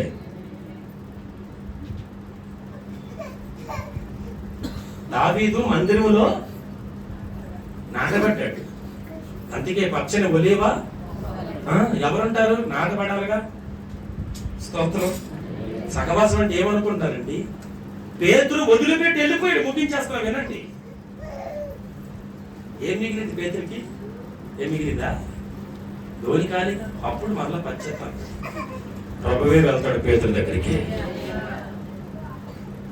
నీవు చాలాసార్లు నన్ను ప్రేమిస్తున్నావు, ఇప్పుడే నువ్వు నన్ను నిజంగా. అప్పుడు పేతురు పశ్చాత్తాప గుడ్లు, ప్రభు నన్ను కాళ్ళబెట్టాడా, ఎప్పుడు నేను వదిలిపెట్టాయా. ఒక తీర్మానంలోకి రండి. సహవాసాన్ని ఎప్పుడు చాలా మెచ్చుకోకండి. దాన్ని గట్టిగా, మీ దృష్టికి మేము అనుకూలంగా లేకపోయినా, మేము మనుషులం కదా, మేము దేవుళ్ళు కాదుగా. అనుకూలం ఉన్న అనుకూలతలో ప్రయోజనాలు మీకు కలిగిన ప్రయోజనాలు కలగకపోయినా, సహవాసాన్ని ఎప్పుడు మీరు ఎలా చేయాలి తెలుసా? గట్టిగా. మెఫీబోషెతు, నువ్వు ఎక్కడున్నావయ్యా? రాజా యెరూషలేములోనే కాపురం ఉన్నాడా అంటే సహవాసం చాలా జాగ్రత్త కాపాడుకోండి. ఇంకొక మాట చెప్పి ముగించేస్తాను వినండి. 3వది ఎక్కడెక్కడ? అందరూ చెప్పండి, అందరూ చెప్పండి. ఏ బాలది? అందరూ చెప్పండి మీ నోటితో, అందరూ చెప్పండి. మెఫీబోషెతు, ఎక్కడ నువ్వు భోజనం చేస్తున్నావు? ఎక్కడ భోజనం చేస్తున్నావు? రాజబల్ల యొద్దే. మామూలు విషయం కాదు. రాజుగారి బల్ల దగ్గర భోజనం చేయడం అంటే ఇచ్చేటప్పుడు వియ్యం అంటారు, పుచ్చుకునేటప్పుడు అబ్బా, ఇచ్చేటప్పుడు ఇయ్యం, పుచ్చుకునేటప్పుడు కయ్యం. పెళ్ళైన 3 నెలలు బాగానుంటాయి. అసలు చూడలేక చిలకాకు ఇంకా అమ్మో 4వ నెల చూడాలా. అత్తమాన గొడవే. అయ్యగారు అయ్యగారు అయ్యగారు అయ్యగారు. మరి నీకు 3 నెలలు తెలియదు ఏంటో సన్నచోట. సారీ, స్తోత్రం. వీడియో తీసారా? నీకు తెరలేదు 3 నెలలు పెట్టి. ఆ హోటల్ అంటావు, ఆ పార్క్ అంటావు, ఈ పార్క్ అంటావు, ఆ నేద అంటావు, ఈ నేద అంటావు. అమ్మలేదు, నాన్నలేదు, వెనకాల ఎవరు నీకు కనబడగా కళ్ళుకి. అసలు బండి మీద గాలిలో విమానం ఎగిరినట్టుకి. తప్పులేదు, అలా కరెక్ట్. ఎప్పుడు ఉండొచ్చు అట్లా. ఇంకా పాము మింగి చూసారా? ఎలా మీరు చూస్తాం కదా నాయన లాగానే. సంగతి తేలిద్దాం అన్నట్లు. రాజబల్ల యొద్ద భోజనం చేయడం ఎప్పుడు, ఎంతవరకు? సదాకాలం. చూసారా, ఆయన ఎవరు అన్నారు, మన తెలుగు చెప్పాడు, 1000 పురాలు అంటే నా పురాలు అయిపోయినట్టారు. సదాకాలం ఇక్కడే ఉండి భోజనం చెయ్యాలయ్యా. ముగించేస్తున్నాను, వినండి. స్తోత్రం. నువ్వు సదాకాలం ఇక్కడే ఉండి భోజనం చేయాలి. ఎంత అద్భుతమైన అనుభవాలండి మెఫీబోషెతుకు వచ్చి నేర్పించబడుతున్నాయి. రాజకుమారుడమై. 2, యెరూషలేములో కాపురం ఉన్నాడు. 3, సదాకాలము కూడా. రాజబల్లి యొక్క భోజనం అంటే మామూలు విషయం కాదు కదండి. పాత నిబంధనలో ఉన్న ఈ బల్ల భోజనం వేరు, కొత్త నిబంధనకు వచ్చేటప్పటికి ఈ భోజనం వేరు. ఈ రాజభోజనం, మనకి ఒక భోజనం తింటాంగా, నెలకి ఒక పట్టు, ప్రతి నెల మొదటి తారీఖున. అదేంటది? ప్రభు, చెప్పండి అందరూ, ప్రభు భోజనం అనండి అందరూ కూడా. ప్రభు భోజనం అది. ఎందుకది? ఒక గురుతు. ఎందుకది? ఒక నిబంధనది. రాజభోజనం సదాకాలం కూడా బలయత మనం ఏం చేయాలి? భోజనం చేయాలి. యేసు ప్రభువు కలవరిశిలలో ప్రాణం పెట్టే ముందు ఆయన రొట్టెని ఎత్తి విరిచి, ఇది నా శరీరం, ఒక పాత్రను ఎత్తి నా రక్తము, క్రొత్త నిబంధన రక్తం, తినవాడు త్రాగువాడు నిత్య జీవమునకు. దాన్ని తినాలి, దాన్ని త్రాగాలి, దాన్ని భుజించాలి. అది మనల్ని నిత్య జీవానికి నడిపిస్తుంది. ప్రభు భోజనం మీరు ఎవ్వరు వదులుకోబాకండి ఎప్పుడు. కొంతమందికి బాగా అక్కడ తినేసి ఇక్కడ తిన్నమానేస్తారు, ఇక్కడ తినేసి. నీకు అవకాశం దొరికినప్పుడల్లా సహవాసము ద్వారా, ఈ పరిచర్య ద్వారా ప్రభు భోజనం నీకు ఎన్నిసార్లు అందించబడుతుంది, సిద్ధపరచబడుతుంది. దేన్ని మీరు పోగొట్టుకోబాకండి. ప్రభు భోజనం అంటే ఏమనుకుంటున్నారు? మనం తినేటప్పుడు ఎవరి ప్లేట్లో వారినే తింటాం.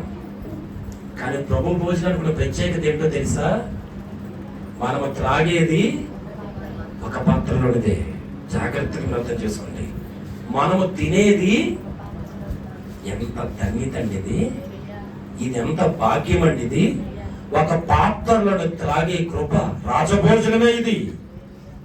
ఇది ప్రభు భోజనం. ఇది ఒక పాత్రలను త్రాగడం అంటే మనమంతా ఒకటే. మన బంధాలు వేరైనా ఆత్మ సంబంధమైన ఈ బంధము చాలా. ఒక పాత్రను తినడము, ఒక పాత్రను త్రాగడము, ఒక పాత్రలో భుజించడము, అది ప్రభు భోజనము.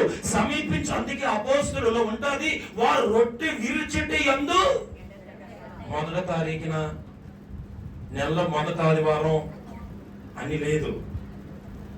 ఎడతెగక దాన్ని భుజిస్తున్నారు, భోజనం చేస్తున్నారు. ఎడతెగ పానం చేస్తున్నారు, ఎడతెగ దాన్ని భుజిస్తున్నారు. రాజ భోజనం నువ్వు తినాలి. రాజ బల్ల దగ్గర నువ్వు రావాలి. నువ్వు సమీపించినప్పుడల్లా, అవకాశం దొరికినప్పుడల్లా, ఇలాంటి ఆధిక్యత నీకు కలిగినప్పుడల్లా రాజ భోజనం అది, ప్రభు భోజనం అది. ఇది ఎక్కడ కొనుక్కుంటే దొరికేది? సంపన్నులకు లేని గొప్ప భాగ్యమది. అందులో మొదటి తారీఖున మొదటి దినాన్నే ఇంకా తినడం నెలంతా మనకి ఎంత క్షేమం. స్తోత్రం.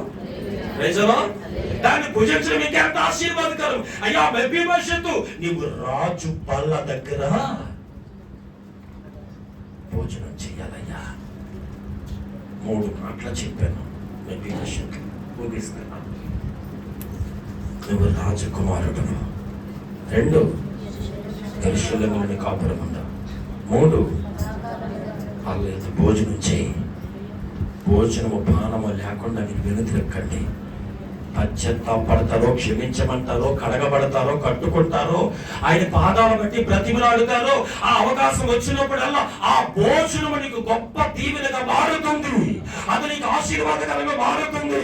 అంతే కదా కొరింథీ సంఘానికి పౌలు అంటాడు, ఇదిగో ఇది తినువాడు త్రాగువాడు, ఏది తినువాడు ఏది త్రాగువాడు, ప్రభు భోజనం ఎవడు తింటాడో, ఎవడు భుజిస్తాడో, ఎవడు త్రాగుతాడో అపవిత్రముగా కాదు, అయోగ్యముగా కాదు, యోగ్యత కలిగి వివేచన కలిగి యేసు రక్తము యేసు శరీరము ఇది ప్రభు భోజనమని తిని త్రాగు ప్రతి వాడు పరలోక రాజ్యమునే స్వతంత్రించుకుంటాడు. అది తింటే ఎంత నీకు ఆశీర్వాదకరమండి. మెఫీబోషెత్ రాజకుమారుడు యెరూషలేములో విద్యపడ్డాడు.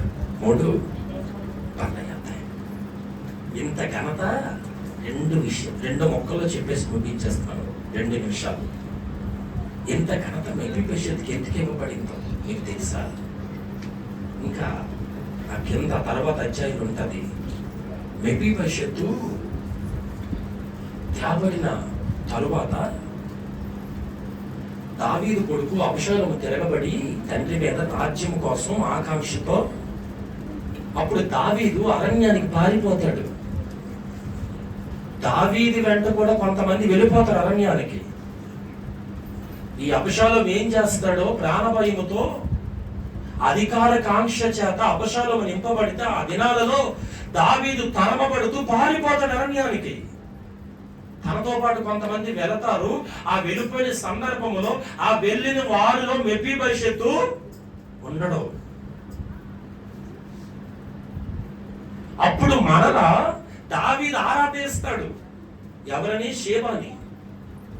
షేబా మెఫీబోషెత్ ఎక్కడున్నాడు, ఏడి మనతో అతడు రాలేదా అని అడిగితే ఆ షేబా అని వాడు ఏం చెప్తాడు? చెడ్డ సమాచారం చెబుతాడు. ఎవరికి? దావీదుకి. అయ్యా, రాజ్యంలో అతను కూడా భాగమెత్తాడని, ఏదో సంపాదిద్దామని, ఏదో తెచ్చుకుందామని ఆ మెఫీబోషెత్ నిన్ను మోసం చేసి నువ్వు అంతగా చూసినా అంతగా ప్రేమించినా అక్కడే ఉండిపోయాడయ్యా. అప్పుడు ఏం చేస్తాడు? దావీదు కొంత ఆస్తిలో కొంత భాగము వీని పేరున రాసి ఇచ్చేస్తాడు. రాసి ఇచ్చిన తర్వాత మళ్ళా తిరుగు ప్రయాణములు వచ్చిన తర్వాత అప్పుడు దావీదు ఈ రాజ్యములకు వచ్చిన తర్వాత ఇక్కడ మెఫీబోషెత్ ఉంటే అప్పుడు దావీదు అడుగుతాడు, మెఫీబోషెత్ ఏంటి, ఎందుకు ఎట్లా మోసం చేసావు అన్నట్లుగా. అతని ఆలోచనలు అతని తలంపులు కొనసాగుతున్న పరిస్థితిలో నీవెందుకు నా వెంట రాలేదన్నట్లుగా ఆలోచిస్తుంటే దావీదు, నీవెందుకు నన్ను మోసం చేశావు, ఎంత ద్రోహం ఎందుకు చేసామన్నట్లుగా దావీదు తన ఆలోచన కలుగుతుండగా అప్పుడు మెఫీబోషెత్ అంటాడు, అయ్యా రాజా, నా ఏలినవాడా, నేను నిన్ను మోసము చెయ్యలేదయ్యా, నేను విశ్వాసఘాతకుడిని కాదయ్యా, నేను అందరముల ద్రోహం చేసే వ్యక్తిని కాదయ్యా, నువ్వు నా పట్ల ఎంత ఉపకారం చేశావో, నేను ఎక్కడ తీసుకుని వచ్చావో, నేను ఏమాత్రం మర్చిపోయే వ్యక్తిని కాదయ్యా, నీ వెంట రాకూడదని కాదు, రాజ్యములో ఆకాంక్షతో అధికార దాహముతో నేను ఉండిపోయి వెళ్ళిపోయిన తర్వాత అబషలోముకి ఏదో చెప్పి కొంత సంపాదిద్దామని ఉండిపోలేదయ్యా. నీ వెళ్ళిపోతున్న పరిణామములో నేను కూడా సిద్ధపడ్డాను. గాడిదను సిద్ధపరిచి గాడిద ఎక్కి నీ వెంట వద్దాం అనుకునేటప్పుడు ఆ షేబా అని వాడు ఏం చేశాడు తెలుసా? పనివారు కొంతమంది నన్ను విడిచిపెట్టి నాకు కనిపించకుండా చెప్పనట్లుగా వెళ్ళిపోయానయ్యా. అంతేకాదు దావీదు, నా ఏలినవాడా, ఇదిగో నువ్వు వెళ్ళిన అరణ్యంలోకి వెళ్ళిన నాటి నుండి నేటి వరకు నా గెడ్డము నేను కత్తిరించుకోలేదు. చూడయ్యా, నేను మోసం చేసేవాడిని కాదయ్యా. మెఫీబోషెత్కి ఎందుకు ఎంత ఘనత వచ్చిందో మీకు చెబుతున్నాను. ఈ మనసు నీకు నాకు ఉంటే నా దేవుడు నిశ్చయముగా అలాంటి కృపను నిలబెట్టును కాక. ఏలిన వాడా, నిన్ను మోసం చేయలేదు, నాకు ఏదో కావాలని ఆరాధన కాదయ్యా. నీ అరణ్యానికి వెళ్ళి నాటి నేటి వరకు నా గడ్డము కత్తిరించుకోలే, స్నానము బట్టలు ఇదిగో చూడు మాసిపోయిన బట్టలతో ఉన్నాను. నీ వెళ్ళిపోవని సంతోషించే వ్యక్తి అయితే నా గడ్డము కత్తిరించుకునేవాడిగా, నా బట్టలు మార్చేవాడిగా, స్నానం చేసేవాడిగా, నీ వెళ్ళి నాటి నుంచి ఇప్పటి వరకు తిరిగి వచ్చావు. చూసావా?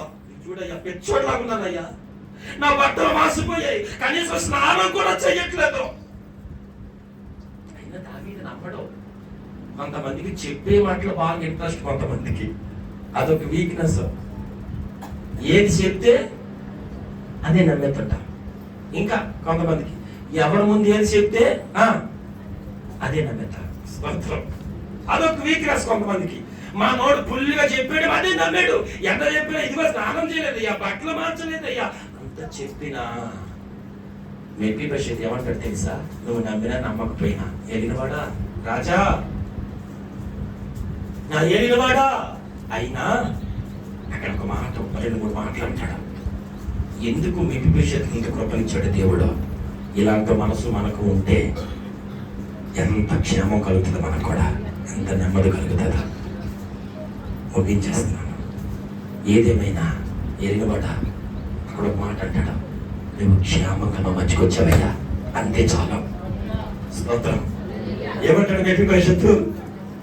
ఇన్ని ఉపద్రవాల్లో, ఇన్ని అవమానాలలో, ఇన్ని నిరాశల్లో, ఇన్ని శత్రుమూతుల మధ్యలో, ఇలాంటి ప్రతికూలతలో అయ్యా అయ్యా రాజా ఏలినవాడా, నీవు మా మధ్యకి అరణ్యానికి పోయి వచ్చి వెళ్ళి నాటించి ఎంతో భయపడ్డాను, కంగారు పడి ఏమైపోతావు, ఏం జరుగుతూ అని తల్లడిల్లిపోయాను. వద్దామంటే నేను అవిటివాడిని అయ్యా, కాలు లేవయ్యా, నాకు ఎవరెవరు సాయం చేస్తే కానీ రాలేను, అంతే తప్ప మరొకటి ఏమి కూడా నాకు. అయినా నువ్వు మా మధ్యకి క్షేమంగా వచ్చావయ్యా, చాలంతే. ఒక మాట అంటాడు. ఈ రోజున వాక్యం వింటున్న వాళ్ళరా, ఎవరిని బట్టి అయినా వారి క్షేమాన్ని మీరు కోరుకోండి, అంతే. వారు బాగుంటే చాలు, వారు క్షేమంగా ఉంటే చాలు, వాళ్ళు మంచిగా ఉంటే ఎవరు పాడేవాళ్ళని కోరుకోకండి, ఎవరు నష్టపోవాలని కోరుకోకండి, ఎవరు శ్రమను పడాలని కోరుకోకండి, ఎవరు బాధించమని కోరుకోకండి. వాళ్ళ శత్రువులైనా మిత్రులైనా ఎలాంటి వారైనా పక్క వారైనా ప్రాంతం వారైనా ఏ ప్రదేశం వారైనా వాళ్ళ క్షేమాన్ని కోరుకోండి. ప్రభు వాళ్ళు బాగుంటే చాలయ్యా, క్షేమంగా ఉంటే చాలయ్యా. ఏమని తెలుసా? రాజా నువ్వు క్షేమంగా తిరిగి వచ్చావు, అంతే చాలకు. ప్రజలా నువ్వు క్షేమంగా తిరిగి వచ్చావు, అంతే నాకు చాలా. స్తోత్రం కలుగుని కాక. ఈ మనసు మనలో కూడా ఉండగలిగితే విలువైన దేవుని కృపలో మనం కూడా నిలబడగలుగుతాము కదా. స్తోత్రం కలుగుని కాక. ఇంకా ఏమంటాడు తెలుసా? దావీదు అంతగా అనుమానించిన, అంతగా బాధ పెట్టిన దావీదు మెఫీబోషెతుని, అయ్యా నా ఏలినవాడా, నువ్వు ఎలాంటి వాడివో తెలుసా? దేవదూత వంటి వాడవయ్యా. అబ్బా, ఎప్పుడైనా మిమ్మల్ని తిట్టేవారిని, మిమ్మల్ని నిందించేవారిని, మిమ్మల్ని బాధ పెట్టేవారిని ఇలా మాట్లాడగలుగుతామా? మాట్లాడండి ఇక్కడి నుంచి. ఎంత గాయపరిచినా, ఎంత బాధ పెట్టినా, లవ్ యూ, నేను నిన్ను ప్రేమిస్తున్నాను, అంతే. నువ్వు దేవదూత వంటి వాడు, నువ్వు మంచివాడివే, నువ్వు మంచిదాన్ని, ఏం పర్వాలా. ఇక్కడ మెఫీబోషెత్ రెండో మాట ఏమంటాడు తెలుసా? నీవు దేవదూత వంటి వాడివయ్యా, క్షేమంగా వచ్చావు, అంతే చాలు నాకు. ఇంకా రెండో మాట, నీవు దేవదూత వంటి వాడివా. దావీదు అవమానపరుస్తున్నాడు కానీ మెఫీబోషెత్ మాత్రం అతనిని తక్కువ చేసి మాట్లాడలేదు. ఎవరిని తక్కువ చేసి మాట్లాడకండి ఎప్పుడు, ఎక్కడ. మీరు ఎంతటి వారైనా ఏ స్థితిలో ఉన్నా, ఒక చోట కీర్తనలో ఏమంటే నేను పురుగు వంటి అని ఉండాలి. ఈ మంటి కట్టాలి మనం అందరం కూడా మహిమ పెట్టాడు దేవుడు, అంతే. నీ తోటి వారిని, ఇరుగు వారిని, పొరుగు వారిని ఎవరిని తక్కువ చేసి ఎవరిని నీవు ఏ స్థితిలో ఉన్నా అది నీకు ఎంత మాత్రం మంచిది కాదు. ఏమంటాడు మెఫీబోషెత్? నీవు దేవదూత. ఎంత గాయపరిచి, ఎంత తిట్టినా, ఎంత అనుమానించినా, ఎంత నిందించినా నువ్వు దేవదూత వంటి వాడు. మెఫీబోషెత్ ఇంకా అయ్యా ప్రమాణం చేస్తున్నాడు, ఎప్పటికీ నేను నీతోనే ఉంటానా. హల్లెలూయా, హల్లెలూయా, హల్లెలూయా. అందుకు మెఫీబోషెత్కి కృపనిచ్చాడు దేవుడు, క్షేమాన్ని కోరుకున్నాడు. దేవదూత వంటి వాడు అంటున్నాడు, ప్రమాణం చేస్తున్నాడు. Praise the lord. అందుకే రాజకుమారుడిగా మారిపోయి కృపనిచ్చాడు దేవుడు. అందుకే యెరూషలేములో కాపురమనిచ్చాడు దేవుడు. అందుకే రాజు పదవి సదాకాలము భోజనం చేసి కృపనిచ్చాడు. అలాంటి కృప చేత నింపబడుతూ ముందుకు సాగిపోతాం. ఈ మాటలను దీవించిన కనుక తల్లవంచండి, కళ్ళు మూసుకోండి. ఎత్తబడిన విలువైన మాటలు అనుగుణంగా మన జీవితాలు కట్టుకోవడానికి ప్రభువుకు అప్పగించుకుందామా? ఒక మెఫీబోషెత్ రాజకుమారుడు అంట. మెఫీబోషెత్ యెరూషలేములో సహవాసాన్ని కాపాడుకో. ఒక మెఫీబోషెతు రాజ బల్ల యొద్ద రాజ భోజనం తినడానికి వెనకబడకండి ఎప్పుడు మీరు. ఇలాంటి కృప ఎందుకు ఇచ్చేటంటే అతనికి అతను తన క్షేమాన్ని కోరుకున్నాడా? దేవదూత వంటి వాడిని కీర్తిస్తున్నట్టు ప్రమాణము చేస్తాడు మెఫీబోషెతు. కరువైన, ఖడ్గమైన, కష్టమైన, నష్టమైన ఏ పరిస్థితి అయినా నిబంధన తొలగిపోనంటాడు. అయ్యా అయ్యా అయ్యా, ఒకవేళ ఈ మాటలు వింటున్నా నీవు ఏ నిరాశలో ఉన్నావు? మెఫీబోషెతు వలె తృణీకరించబడి, త్రోసివేయబడి, అమ్మివేయబడి, పోగొట్టుకొని నష్టాల మధ్యలో, కష్టాల మధ్యలో, కన్నీళ్ల మధ్యలో, కలవరాల మధ్యలో ఒకవేళ మండుతున్నావేమో, ఈ రోజున ప్రభువు నీతో మాట్లాడుతున్న సందర్భం ఇది. అయ్యా అయ్యా, మెఫీబోషెతు వంటి నా జీవితాన్ని ఒక్కసారి జ్ఞాపకం చేసుకోండి. రాజకుమారుడిగా ఉంటాను, యెరూషలేములోనే ఉంటాను, సహవాసంతోనే నీ పళ్ళ దగ్గర నిరంతరము భోజనం చేస్తాను. ఎంత కృప పొందుకున్నాడు! ఎందుకు ఇదంతా పొందుకున్నాడు? క్షేమం కోరుకుంటున్నాడుగా. అతను దేవదూత వంటి వాడిగా, ఇంకా అతను ప్రమాణం చేస్తాడుగా. అలాంటి కృపలో మనం ఎందుకు ఉండకూడదు? ఇవన్నీ బలపరచయ్యా. సుడిగాలిలోనైనా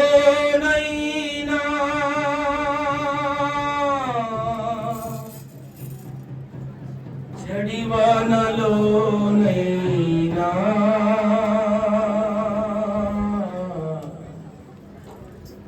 ఆరిపోదులే నీవు వెలిగించిన దీపము.